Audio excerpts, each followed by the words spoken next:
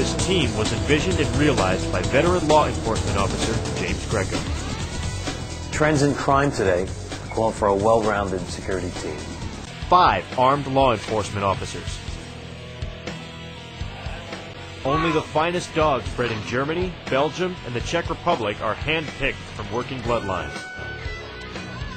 To ensure proficiency and obedience, each dog passes a rigorous 2-year training course.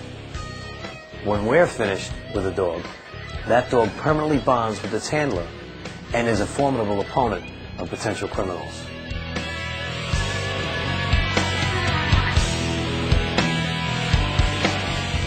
Terrorism is an unfortunate but real element in today's society.